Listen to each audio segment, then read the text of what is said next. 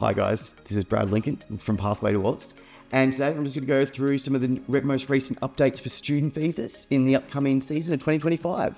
Okay, so one of the big things that was expected to change was student caps. So if you haven't heard much about this, basically the government was trying to impose a cap on every school that they could only have a certain number of international students. So what that was meaning for the students is that the programs that were on offer were going to be changing dramatically. So your short courses, like maybe a year-long course in business or marketing, something like that, they were all looking to be absolutely wiped and made up into big packaging courses that go for at least, say, 2 or 3 years. It was dramatically going to affect the pricing. Obviously, a lot less students means a lot less money the institution's receiving. So it's then going to push up the tuition fees for every other international student who would be studying there. And then the biggest thing was schools themselves being able to survive. Some of the cap numbers that were being suggested for some of the colleges were simply just not sustainable. And these colleges would have had to close their doors to international students because they physically wouldn't have been able to afford to run these programs with the small number of students they were allocated. But really good news, that basically didn't pass Parliament.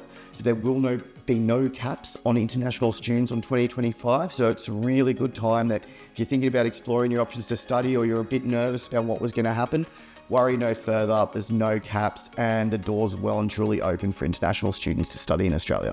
Okay, number 2, offshore approvals. Okay, in the current climate, we're basically seeing a really big increase in numbers for approvals for student visas who are applying offshore. Okay, now this is good because over the last year there has been a huge increase in offshore refusals, and really no rhyme or reason for it. The government has just had a really hard stance on migration in 2024, but it really looks like things are settling down and getting back to some form of normality for 2025 and the lead up to. So it's a really good sign for international students. So please don't be nervous about lodging your application from offshore. And finally, processing times. So guys, if you are currently in Australia, you would know that the processing times for international student visas has absolutely skyrocketed. We're waiting on average anywhere from 5 to 7 months for an onshore application to be approved. Now, that's not always a bad thing for an international student. Some people are coming off working holiday visas.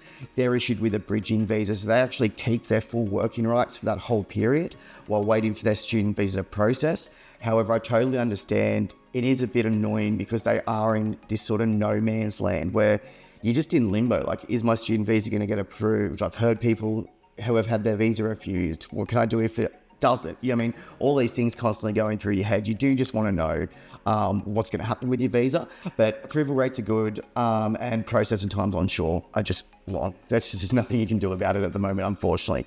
However, on the upside to that, processing times for offshore are great. We've seen a turnaround at the moment of anywhere from about 4 to 6 weeks for offshore applications. Obviously, this is different with every case. I'm just going on an average here.